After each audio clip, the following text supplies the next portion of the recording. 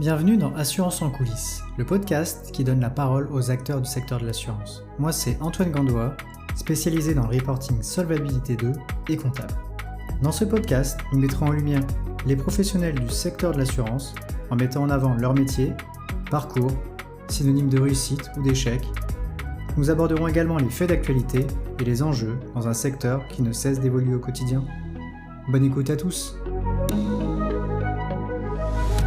Bonjour Patrick, très heureux de t'accueillir dans le 5e épisode d'Assurance en coulisses. Bienvenue. Merci Antoine, et bonjour, et très heureux de venir dans cet épisode. Pour commencer, est-ce que tu pourrais te décrire dans la façon dont tu le souhaites ? Alors, donc mon nom est Patrick Soulignac, j'ai 51 ans et je suis manager conseil solutions chez Galwire, qui est un éditeur de logiciels focalisé sur l'assurance dommage, donc l'assurance de biens et de responsabilité. Et si je devais dire en quelques mots mon rôle et ce qui m'anime, c'est d'être un passeur.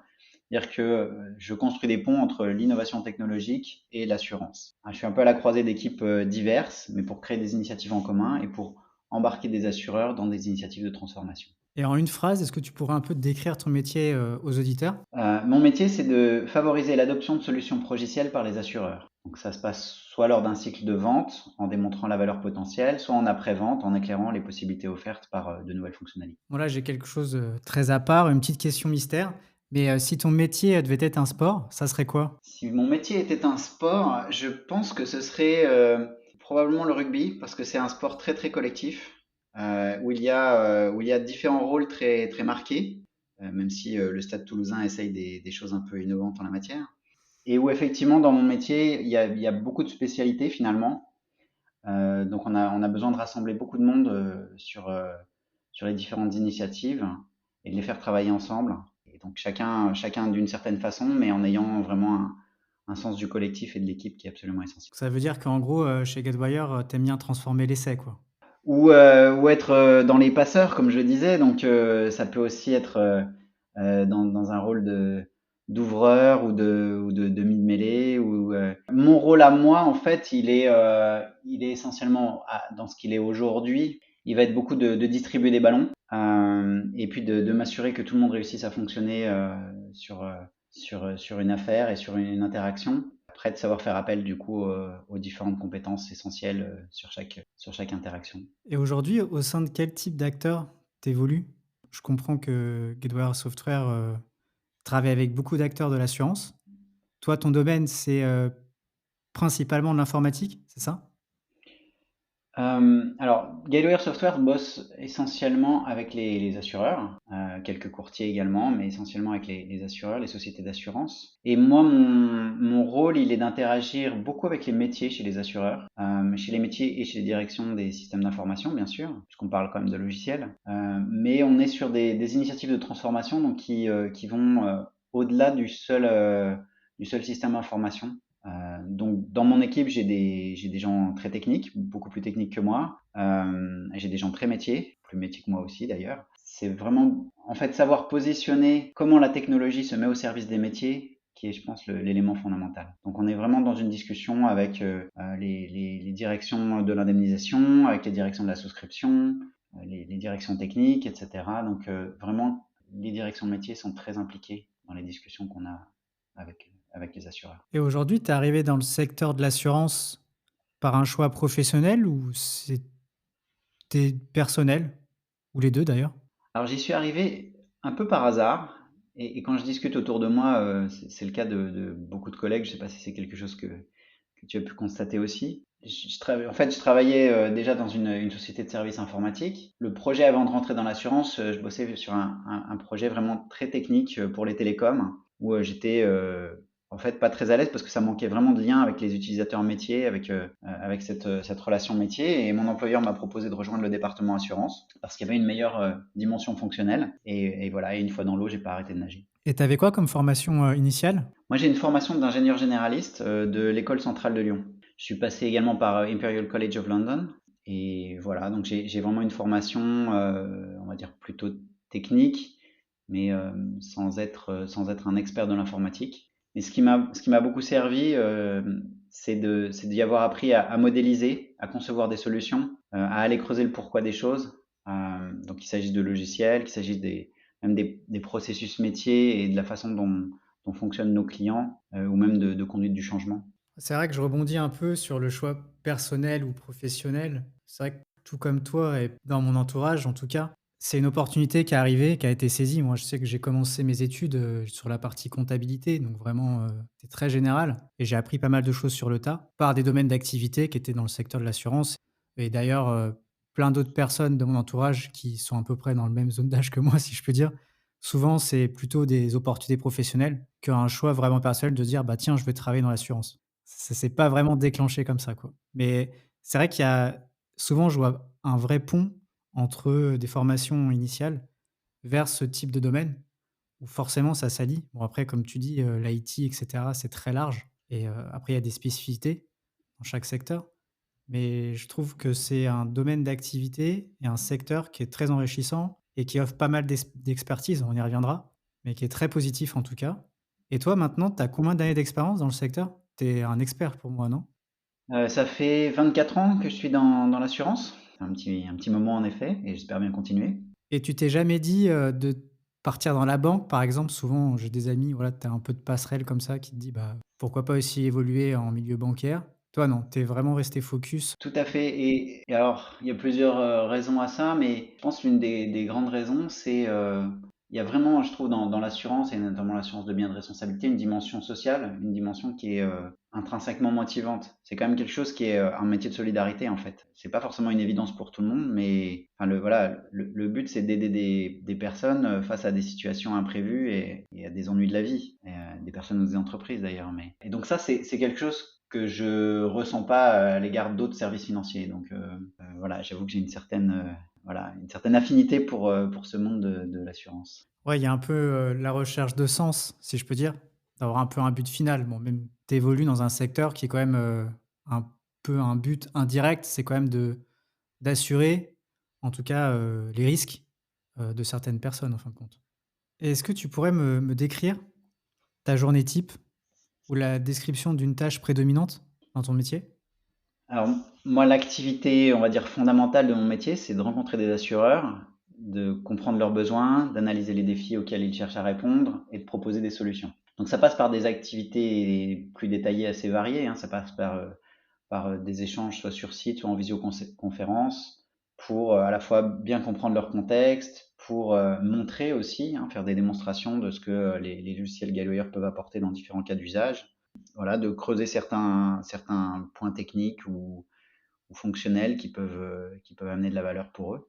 Donc une journée type, ça va être un certain nombre d'échanges avec parfois plusieurs assureurs différents sur ces différents types d'activités qui s'inscrivent en général dans un parcours, hein, à la fois de découverte mutuelle, de proposition de valeur et de démonstration, ensuite d'aller creuser les différents points précis qui peuvent créer un besoin de clarifier des choses. Et pour en dire plus aux auditeurs, concrètement, Guidewire, ça offre quoi comme solution aux assureurs? Donc Gateway, notre service, donc c'est une solution SaaS, donc Software as a Service, qui permet aux assureurs la gestion du cycle de vie de l'assurance de biens et de responsabilité. Donc la gestion des contrats, la gestion de la facturation, la gestion des sinistres. Avec un certain nombre de services qui viennent autour, mais qui sont, on va dire, en enrichissement de ces grands domaines fonctionnels. Donc c'est vraiment ce qu'on appelle le cœur de métier, hein, fréquemment. Ce que Galware remplace, ce sont des grands systèmes. Et la plupart des assureurs français aujourd'hui, ça va être des systèmes COBOL sur mainframe ou AS400 qui font tourner ces activités de cœur de métier. Au cours de, bah, tes 24 ans d'expérience, tu évoquais aussi la transformation, en tout cas de l'informatique, hein, dans le domaine de l'assurance. Le fait d'avoir des logiciels, applications web en SaaS par rapport aux logiciels, qui sont peut-être pas forcément dans l'air du temps. Comment les assureurs, ils prennent en compte ça? Comment ils l'intègrent dans leur, globalement, dans leur environnement informatique? C'est des grosses difficultés pour eux ou ça fonctionne assez bien? C'est une énorme révolution en fait. Si je regarde effectivement en arrière, quand j'ai commencé à mes débuts dans l'assurance, je développais des logiciels qui étaient plutôt en architecture entière, donc en client-serveur, mais qui étaient également disponibles en mode SaaS. Pour autant, ça n'était pas du tout, le marché n'y était pas prêt en fait. Et les transformations, comme il s'agit de systèmes cœur de métier, donc qui sont vraiment connectés à un grand nombre de systèmes chez les assureurs. Si on prend voilà, la gestion des contrats, elle va être reliée évidemment à de la comptabilité, évidemment à toute la business intelligence, les data warehouse, ça va être relié à tout un tas d'enrichissement de données. Donc il y a vraiment un grand nombre de systèmes en fait, et cette problématique d'intégration, elle signifie que quand on remplace ces systèmes cœur de métier, on transforme vraiment déjà d'un point de vue informatique tout l'écosystème. En tout cas, il faut tenir compte de tout cet écosystème. Donc c'est des grands projets. C'est quelque chose que les assureurs font comme un investissement majeur. Et donc il y a un vrai enjeu effectivement de sauter le pas finalement, de rentrer dans cette nouvelle dimension en passant dans ce saut technologique vers le SaaS. Et donc ça c'est enfin voilà, c'est vraiment quelque chose qui est pas du tout facile. Donc mon rôle, c'est aussi ça quelque part, c'est de faciliter cette transition-là, pas simplement opérationnellement, mais déjà aussi en termes de décision. Et dans mon évolution personnelle, en fait, ça a été quelque chose de presque une sorte de fil rouge d'une certaine façon, dont j'étais pas toujours conscient moi-même, mais comme je le disais, j'ai commencé en développement avec des logiciels qui pouvaient gérer du cœur de métier pour l'assurance. Et je suis passé à de la conduite du changement, à du conseil, parce que ça abordait aussi cet aspect-là qui était finalement comment mettre en place la transformation. Il suffit pas d'avoir ce que je pense absolument être le cas chez Galway, une bonne solution, mais il faut aussi la rendre, on va dire, absorbable, utilisable, intégrable pour les assureurs pour que cette transformation ait lieu. Et ça, c'est un enjeu à la fois informatique, mais aussi un enjeu métier qui est loin d'être simple. Bon, je suppose quand on parle conduite de changement, c'est très vaste. Moi qui l'ai vécu dans des applicatifs comptables où il y a des modifications, c'est vrai qu'il y a un impact, comme tu dis, métier, qui est pas à négliger, même si ça offre des opportunités très grandes à la structure. Derrière, il faut aussi que les métiers arrivent bien à s'imprégner, si je puis dire, du nouveau logiciel. Comment ça se passe l'accompagnement métier chez Gatewire? C'est quelque chose qui est vraiment main dans la main? Oui, alors nous, on travaille évidemment en amont avec l'assureur et on travaille aussi tout au long avec des partenaires. Le métier de Galwire, c'est avant tout un métier d'informaticien, un métier de logiciel.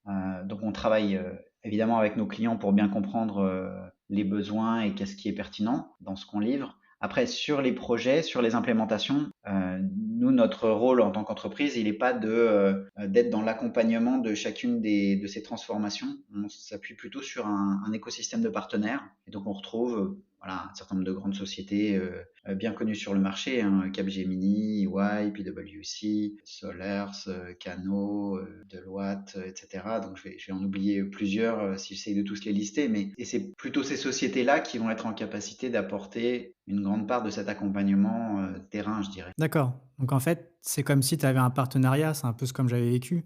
C'est qu'il y a société qui offre en fin de compte le produit indirectement et après c'est comme des cabinets de conseil qui vont aider à la gestion de projet pour l'implémentation de l'outil. C'est comme ça que ça fonctionne en règle générale? Tout à fait. Donc certains clients le font plus ou moins en interne en fonction de leurs capacités propres, avec plus ou moins de recours à Galwire sur la partie projet elle-même. Mais en général, voilà, c'est beaucoup quelque chose qui implique des cabinets de conseil et des sociétés de services pour accompagner les projets. Et quand tu parles conduite du changement, si tu pouvais me donner par exemple, 2 grandes difficultés dans lesquelles tu as pu être confronté, ce serait quoi? Une des difficultés très fréquentes, c'est les utilisateurs, ils se retrouvent au cours du projet finalement exposés à une nouvelle façon hein, de travailler et c'est pas toujours simple. Parfois des gens qui ont vraiment l'habitude j'ai déjà vu des utilisateurs, ils avaient l'habitude de faire du tab, de saisir des codes, ils les connaissent par cœur. Et donc les amener à une application plutôt web, j'ai envie de dire quasiment où il y a une souris, hein. Enfin, c'est vraiment un gros changement. Et c'est pas toujours évident pour eux, dans un premier temps, et ça c'est un vrai défi, de retrouver le même niveau de productivité initialement. Ils ont tellement l'habitude de leur système existant qu'ils peuvent se retrouver à devoir, enfin ils vont souvent se retrouver pendant une phase initiale à redécouvrir un petit peu des choses,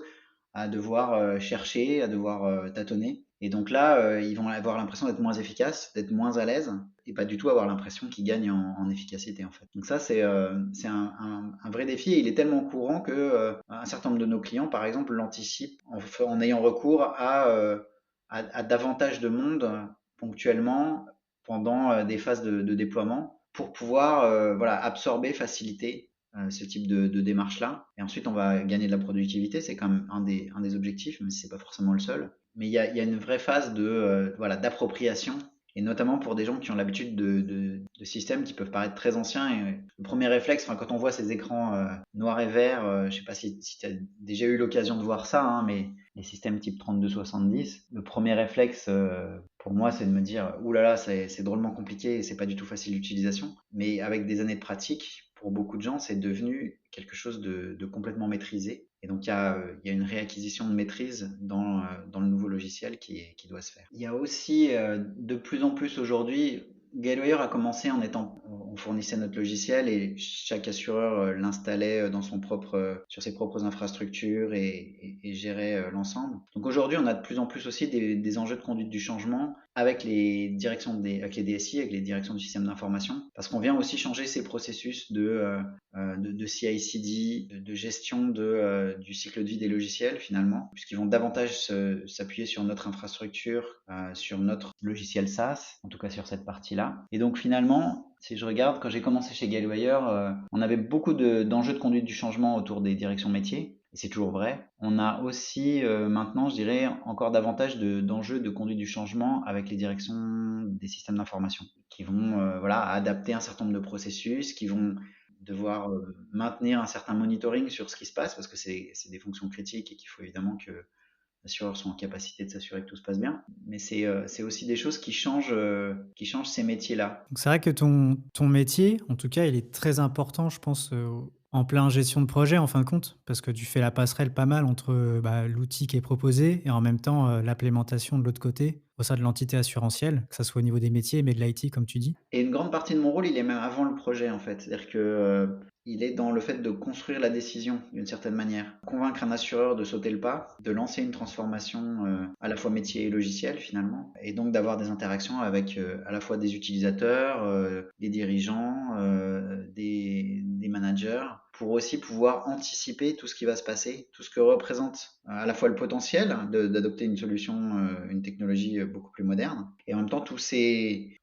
enjeux qu'il va falloir prendre en compte pour cette transformation. Et est-ce que tu as rencontré des difficultés ou des réussites particulières et comment tu as pu notamment les surmonter au cours de ta carrière? Alors des difficultés, ça c'est sûr qu'il y en a, il y en a toujours. Dans mon rôle actuel, il peut y avoir beaucoup de difficultés qui sont parfois, elles sont paradoxalement liées aussi à la façon dont je vais pouvoir échanger, discuter avec les différentes fonctions au sein de l'assureur. En fait, mon métier est beaucoup plus facile quand il y a un bon alignement chez le client ou le futur client. Et quand on se retrouve avec des problématiques d'alignement entre, par exemple, la DSI et une direction de métier ou entre différentes directions chez l'assureur, comme on est sur des grandes transformations, tout devient plus difficile s'il n'y a pas cet alignement qui se fait, parce que ça aura des conséquences ensuite sur les décisions, sur la gestion du projet, sur toute la mise en place. Donc ça, c'est vraiment une des grosses difficultés. Et l'une des façons dont ça se traduit, ben, parfois, c'est tout simplement d'échouer, hein. Enfin, j'ai un rôle qui est lié à la vente en partie.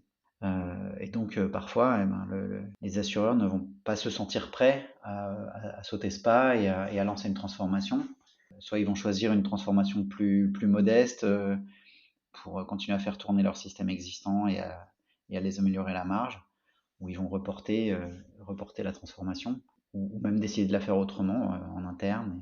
Et là, tout ce qui est applicatif, mode SaaS, etc., ça arrivait. Combien de temps ça a mis, en fin de compte, pour que les assureurs acceptent de l'implémenter dans leur système IT? Pour Guidewire, le premier client en Europe est un client français, c'est la Massif. Et ça date de 2019, si je dis pas de bêtises, donc ça doit faire 5 ans qu'ils ont lancé cette transformation SaaS. Et c'était vraiment un pionnier à l'époque, pas seulement en France, mais en Europe, hein. Il y a quelques options SaaS qui existaient déjà, donc je prétends pas qu'on était les premiers à fournir du SaaS en Europe. C'est quelque chose qui est relativement récent quand même encore. Et il y a 5 ans, beaucoup de DSI considéraient que il était possible d'avoir des solutions SaaS sur un certain nombre de fonctionnalités, on va dire non critiques, telles que le CRM par exemple, mais ils l'imaginaient beaucoup moins quand il s'agissait de stocker les contrats, par exemple, les sinistres, les noms des victimes, tout un tas de choses comme ça qui paraissaient suffisamment sensibles pour qu'on n'envisage pas tellement de les confier à une autre société. Donc c'est en train d'évoluer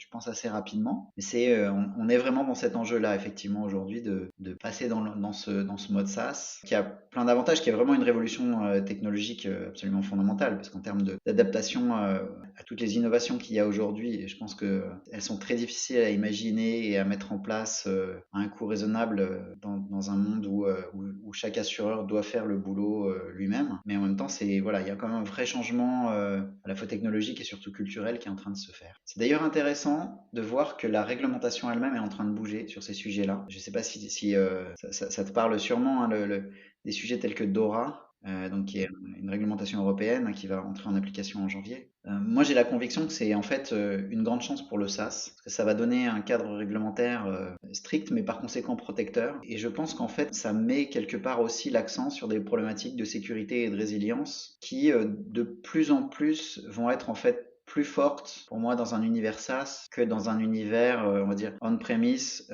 géré par chaque entreprise, par chaque société d'assurance. C'est probablement vrai même en dehors du monde de l'assurance, hein. C'est-à-dire que les enjeux de sécurité, de cybersécurité aujourd'hui, enfin le risque cyber, c'est un vrai enjeu de société. C'est la nouvelle criminalité, on va dire. Et ça, c'est quelque chose qui est très difficile à faire pour chaque société dans son coin, en fait, sans s'appuyer sur des leaders mondiaux très très solides et qui demandent des investissements très conséquents. Et donc il y a eu, voilà, depuis, on va dire, 5 ans, une évolution culturelle. Je pense qu'aujourd'hui, on arrive à un niveau de maturité où on va collectivement réaliser que en fait, le monde SaaS est plus sûr et que c'est pas finalement un risque de confier ces données, c'est plutôt une forme de sécurité en réalité. Tu parlais de Dora, mais quand tu disais la confidentialité des données clients, il y a aussi la RGPD Bien qui sûr. rentre en ligne de compte. Comment ça se passe au niveau de Gatewire par rapport à ça? Les données sont stockées chez l'assureur. Comment ça se passe en termes de protection? Alors nous, on a une architecture hybride entre le single tenant et le multi-tenant,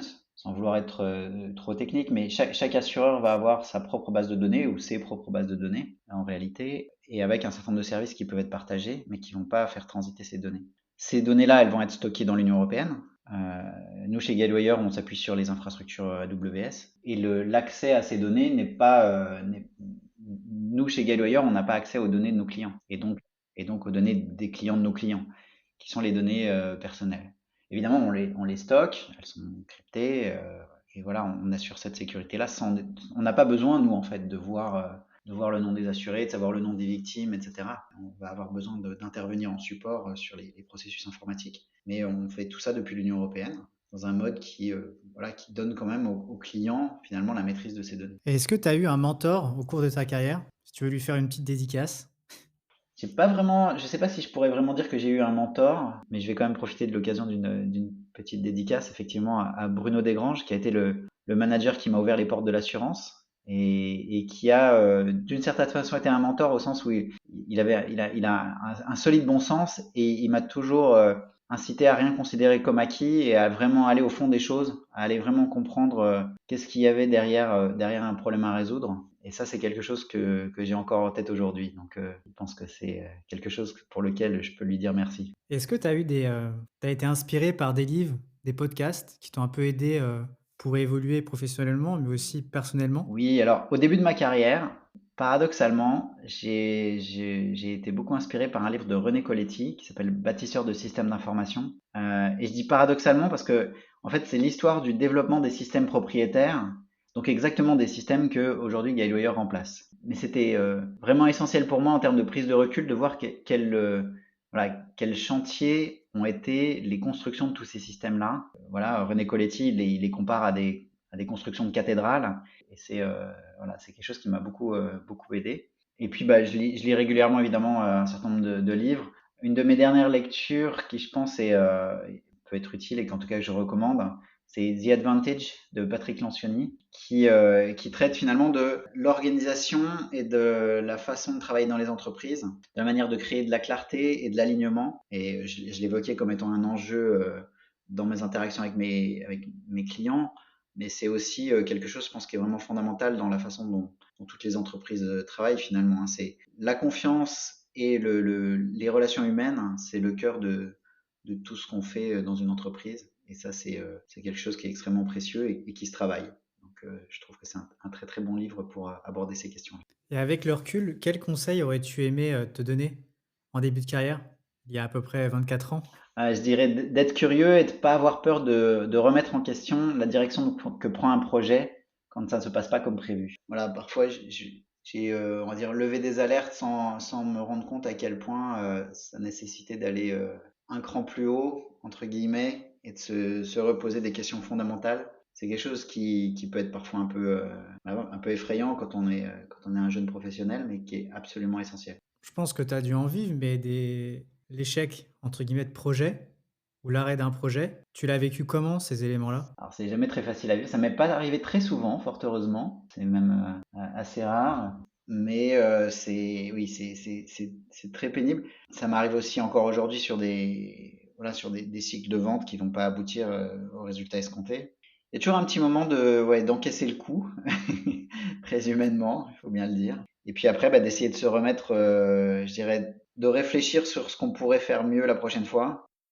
Il y a toujours une forme de deuil finalement dans un échec professionnel, hein. Il y a une forme d'arriver au stade de l'acceptation pour pouvoir ensuite vraiment digérer et en retirer quelque chose de positif. Ça a créé une forme de résilience. Ça crée une forme de résilience, tout à fait. Il y a quelque chose qui pour moi est assez obscur, mais en termes de process de vente, comment ça fonctionne vraiment d'aller démarcher un assureur pour réussir à le convertir?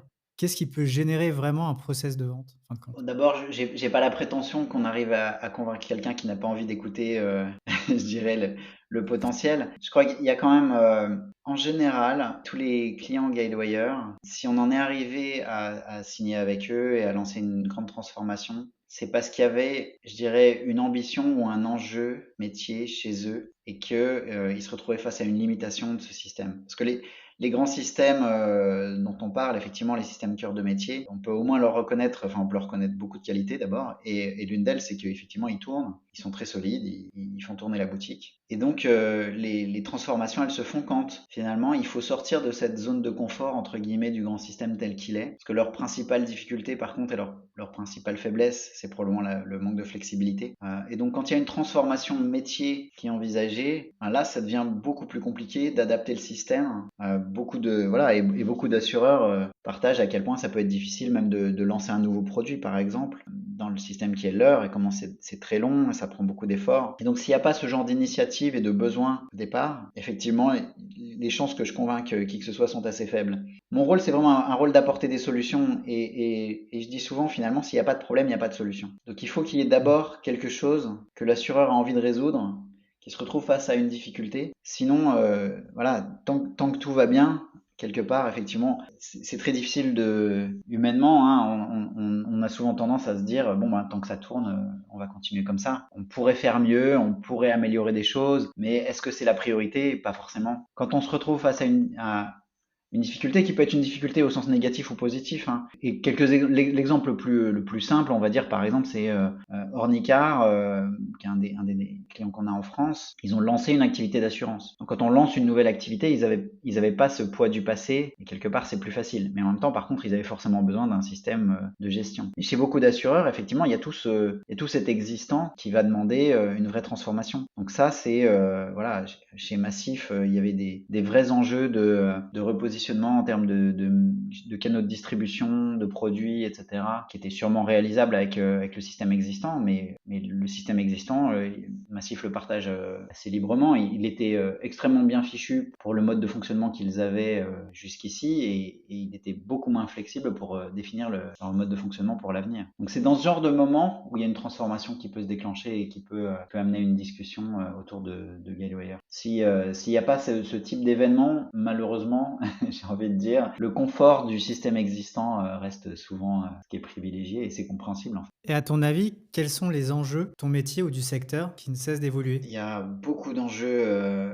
et beaucoup d'évolutions en ce moment. Évidemment, l'IA, qui est quelque chose je pense, de vraiment transformant. On en est au début de l'histoire. Il y a la gestion des risques aussi va, je pense, se transformer beaucoup parce qu'on voit, enfin, sur le plan métier, hein, le changement climatique impacte très fortement le secteur et malheureusement, ça va pas s'arrêter demain. Et donc, il y a un certain nombre de mécanismes de transfert de risque qui vont probablement prendre davantage d'importance, comme l'assurance paramétrique, par exemple. Donc ça suppose aussi des changements technologiques. Il y a des enjeux un peu constants d'efficacité opérationnelle qui sont des vrais enjeux sur lesquels je pense justement l'IA peut apporter des réponses parce que l'assurance, notamment l'assurance yard, c'est un métier de service, c'est un métier assez complexe. Finalement, en fonction des typologies de risques et des typologies de sinistres, par exemple, il peut y avoir des tas de situations très très variées. Et jusqu'ici, le degré d'automatisation, il était un peu limité par cette complexité et cette richesse. Donc je pense qu'avec davantage d'IA, davantage d'analyse des documents, par exemple, capacité à extraire de l'information et à proposer des choses, il va y avoir des vrais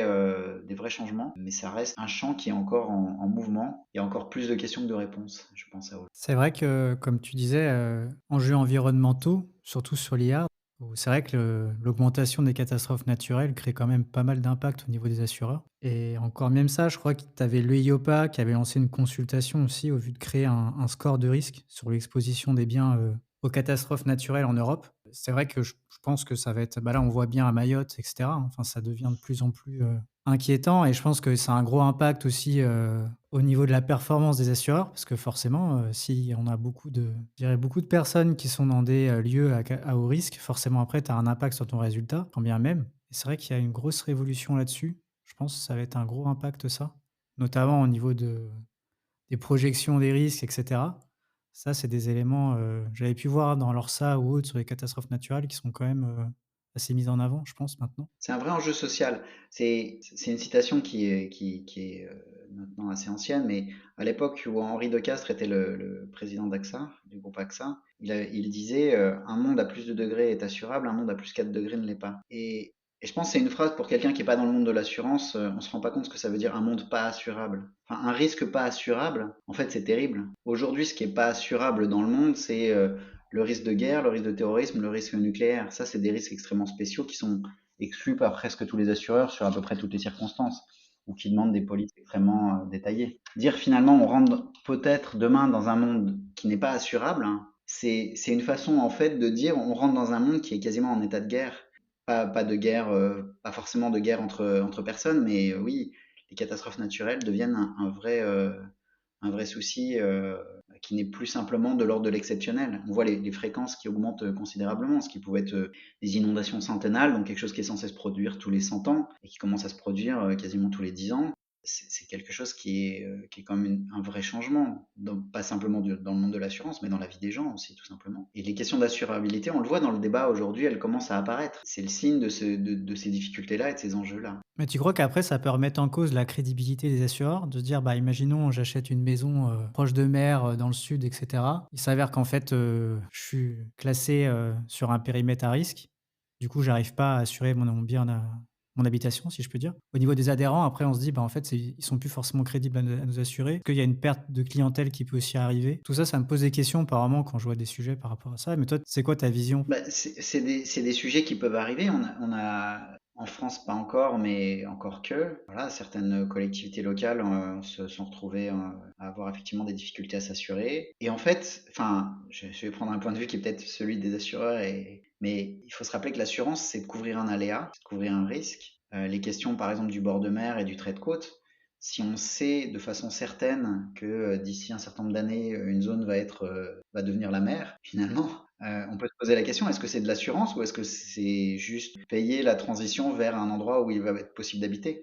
Où est l'élément de risque finalement à un moment donné? Donc c'est pas forcément quelque chose qui va être, je dirais, à l'échelle de l'ensemble du territoire, à l'échelle de l'ensemble des risques, etc. C'est des situations qui sont quand même, on va dire, les plus aiguës qui vont se retrouver dans ce type de choses. Mais ça ramène à cette question fondamentale, hein, c'est effectivement, est-ce qu'on peut assurer une maison si on est certain qu'en fait elle va être détruite? Ouais, c'était ça, parce que c'est vrai que j'avais lu un article là-dessus où, par exemple, si tu étais en zone inondable, typiquement, l'assureur pouvait dire, bah, en fin de compte, il y a une question de bon sens aussi au niveau de l'assuré, de se dire, bah, ton bien, il est acheté dans une zone inondable, tu sais que tu vas avoir des risques. Pour moi, c'est de plus en plus compliqué de t'assurer. Bon, alors, soit ta cotisation va être très élevée au vu de l'impact probable qu'il pourrait y avoir, Ça interroge en tout cas. Bah, c'est une question qui va au-delà du seul secteur de l'assurance, mais les assureurs vont être partie prenante de ce type de réflexion, hein, mais c'est aussi une réflexion de l'ensemble de la société, des pouvoirs publics, de voir ce qui peut ou doit être organisé. Et est-ce que tu as un fait d'actualité en lien avec, ton domaine ou ton activité à l'heure actuelle? J'avais pensé à une actualité qui n'a pas encore été annoncée, donc je peux pas donner les détails du scoop. Mais on vient de gagner la confiance d'un nouveau client en France et qui est spécialisé dans le domaine des risques d'entreprise. Et ça, c'est quelque chose en tout cas que je trouve assez gratifiant parce que, bon, d'abord, toute mon équipe a beaucoup travaillé à ce succès, mais aussi parce que ça va être une référence importante, je pense, pour démontrer que même les risques les plus complexes peuvent être supportés par des outils SaaS, depuis la souscription jusqu'à la gestion des sinistres. Et puis alors peut-être une autre chose que je peux citer, et qui rejoint un peu la discussion qu'on avait sur l'IA. Il y a eu récemment la conférence Connections, donc qui est la conférence utilisateur de Guidewire au niveau mondial, où on a montré un exemple un peu en prototype, hein, à ce stade, mais de déclaration de sinistre par téléphone gérée entièrement par une IA. Et donc où l'IA est capable de comprendre ce que quelqu'un dit, de répondre aux questions, de créer un dossier sinistre, de lancer la gestion. Et ça montre, je trouve, à quel point aujourd'hui l'IA est en train d'être capable d'effacer la frontière entre le digital et la vraie vie, entre guillemets, et de faciliter cette interaction dans des proportions qui, il y a encore quelques années, auraient paru complètement inimaginables. Et donc là, tu disais c'est un prototype, mais vous pensez, chez Gatewire de le mettre en place réellement? Enfin de la proposer dans vos solutions? Oui, et en fait, nous, chez Galwire, on va pas forcément être les seuls. Une grande part de tout ça, c'est des recherches sur des moteurs d'IA, par exemple. Nous, on se focalise chez Galware vraiment sur le monde de l'assurance. Donc, on utilise, je dirais, pour le service des assureurs, des technologies que nous n'avons pas inventé Java. Et donc, nous n'allons pas non plus inventer ChatGPT ou tous les LLM qui sont en train d'évoluer en ce moment. Mais mettre tout ça à disposition des assureurs, oui, absolument, c'est clairement dans notre rôle et c'est clairement quelque chose sur lequel on travaille et on va continuer à travailler. Et tu penses que ça va être déployé après, enfin l'IA en tant que là pour, la déclaration d'un sinistre, mais vous comptez aussi le déployer sur, d'autres manières pour un peu, optimiser les process ou autre? C'est intéressant parce qu'en fait, j'ai l'impression que tu as un peu de réticence ou d'inquiétude et d'abord nous l'avons aussi et les assureurs l'ont aussi. Beaucoup des cas d'usage qu'on voit aujourd'hui sur l'IA, ils sont plus, je dirais, à usage interne, hein, des assureurs, plus que sur l'interaction directe avec les clients. Mais donc je sais pas à quelle échéance ce type de choses va devenir réalité, mais je pense qu'en tout cas ça donne une vision de ce qui va devenir possible et qui est vraiment voilà, qui est vraiment transformante, voilà, qui est vraiment un facteur de changement dans des proportions assez importantes. Bah, c'est vrai que l'IA, souvent, on le voit dans un peu dans les chatbots qui sont déployés, sur les différents sites pour t'orienter. Et là, je trouve quand même de la déclaration d'un sinistre à 100, c'est quand même enfin une grosse avancée, hein. Ça offre des opportunités dingues. Encore une fois, c'est un proto à ce stade et il y aurait beaucoup de choses à faire mais je trouve que ce qui est intéressant, c'est de voir que enfin, la déclaration de sinistre, c'est quand même un moment assez particulier. C'est un moment où le contact humain est très important, hein, même pour les assurés. Le digital, par exemple, est beaucoup moins adopté sur ce cas d'usage-là que sur d'autres, parce que souvent on va avoir envie de téléphoner pour être assuré. Et donc se dire que même ce type de choses n'est pas hors de portée pour une IA, je trouve que c'est assez représentatif du potentiel. Après, c'est vrai que bon, après, moi, de par par de mon expérience, hein, j'ai déjà déclaré des sinistres pour ma voiture. Bon, c'est vrai que j'étais chez Amatmus, tout était digitalisé. C'est vrai que pour moi, bah, je suis assez intuitif parce que je suis une génération où pour moi, le digital, c'est OK. Et comme tu dis, des fois, tu peux avoir une réticence un peu à l'humain où tu te dis, bah, j'aimerais bien avoir quelqu'un au bout du fil qui m'oriente ou qui me rassure, etc. C'est vrai que l'IA, pour d'autres personnes, des fois, ça peut aussi créer certaines réticences. Mais c'est comme, c'est que je dirais, un peu le parallèle, comme, l'approche SaaS quoi. Va falloir quelques années avant que les personnes acceptent en fin de compte cette innovation, que ça rentre, dans leur quotidien, si je puis dire. Tout à fait, ça va pas se faire en un jour, ça c'est sûr et certain. Les choses avancent souvent plus vite technologiquement qu'elles ne peuvent, je dirais, changer opérationnellement. Et c'est légitime en fait. C'est aussi je dirais, l'absorption collective qu'on a entre êtres humains de ces nouvelles technologies qui est en jeu et c'est absolument normal. Et si tu devais, associer une chanson à ton parcours professionnel, Quelle serait-elle? Je pense que je choisirais Trustful Hand de The Do, une très belle chanson sur finalement la nécessaire part de chaos dans tout ce qu'on fait. Le fait d'accepter l'imprévu, l'inattendu et de se débrouiller avec. Et je pense que voilà, mon parcours a été voilà, jalonné de pas mal de changements, pas toujours souhaités, ou en tout cas pas toujours imaginés, prévus, planifiés, etc. Et ça peut paraître inconfortable, mais je pense que c'est très enrichissant. Et qu'est-ce qui t'enthousiasme le plus dans les années à venir? Bah, je le disais, voilà, je pense que le potentiel de l'intelligence artificielle, il y a une dose de prudence, hein, on en parlait, sur certains aspects, sur les risques de biais, de discrimination, sur la question de l'acceptation par tous finalement de ces technologies. Mais dans le monde de l'assurance, je pense que en fait, on a déjà une certaine maturité sur les risques que posent les technologies, sur les risques de biais des données, par exemple. Et le potentiel d'innovation, lui, il est vraiment considérable. Enfin, l'assurance, c'est vraiment un secteur qui est fondé sur les données, sur la capacité à prévoir l'avenir à partir des données. Et là, l'IA apporte des avancées en termes de modélisation des risques et en termes même d'anticipation de ce qui est l'aléa le plus important finalement à l'ère de l'anthropocène, à savoir les comportements humains. Il y a vraiment beaucoup de choses à faire. Il y a aussi beaucoup de changements liés à l'IA qui vont toucher l'efficacité opérationnelle, la possibilité d'automatiser des services qui ne l'étaient pas jusqu'ici. Les proportions dans lesquelles on va y arriver sont difficiles à prévoir, mais l'exemple de la déclaration par téléphone auprès d'une IA, elle montre qu'on est vraiment devant une révolution de ce secteur qui est probablement comparable à celle de l'informatisation il y a quelques décennies. Ouais, c'est vrai que l'IA, à chaque fois, tu t'entends, hop, levée de fonds qui se passe, ou tu entends aussi pas mal d'articles de process en interne. Moi, j'avais vu que c'était de mémoire Generali et Avenir. Ton arbitrage au UC, mais en fait, était fait par l'IA, en fin de compte, en fonction du marché et de l'évolution. Il disait, bah là, fallait un peu plus investir sur l'UC ou revenir un peu sur de l'euro. J'avais vu aussi chez Achille, au niveau de la direction FI, où en fait, ils utilisaient aussi l'IA dans la production de leurs informations financières. C'est vrai que ça se démocratise sur pas mal de domaines d'activité. Moi, pour le moment, je le vois pas trop dans mon domaine. Sur la partie réglementaire solvabilité 2, je l'ai pas encore, utilisé en direct ou sur les applicatifs que j'utilise, notamment réglementaire très Invoke, e-Regulatory, et cetera. Ça, je l'ai pas encore vu, mais sur d'autres domaines, ça se voit de plus en plus, je trouve. Oui, et ça se voit aussi, enfin, moi avec je dirais mon regard sur l'informatique, ce qui est intéressant, c'est que c'est aussi quelque chose qui transforme même la façon de travailler dans l'informatique elle-même. On est en train de mettre en place, par exemple, des choses pour générer du code avec de l'IA. Ça ne veut pas dire qu'on va pas tester, mais on peut vraiment demander de plus en plus de choses à l'IA, y compris des choses très complexes. Et pour finir, tu me recommanderais d'inviter qui pour un prochain épisode? Alors, le premier nom que j'ai envie de te proposer, c'est Yann Arnaud, qui est le directeur réponse besoins sociétaires et innovation chez la Massif. Il a lancé une transformation très audacieuse, j'en parlais un petit peu, et puis et je pense qu'il ne me manque pas d'idées pour l'avenir. Bah, merci beaucoup d'avoir participé à cet épisode riche. Je pense que tu as livré une belle masterclass, en tout cas, sur l'assurance en matière générale, sur les utilisations d'outils, notamment au niveau de l'IARD, ce que propose aussi Guidewire. Donc, je te remercie très grandement. Merci Antoine. Et puis à la prochaine. À bientôt.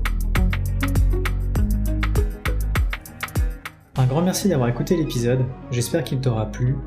Pour me donner de la force, mets 5 étoiles ou un commentaire sur ta plateforme préférée et partage à ton entourage. Moi, je vous dis à très bientôt dans un prochain épisode d'Assurance en coulisses.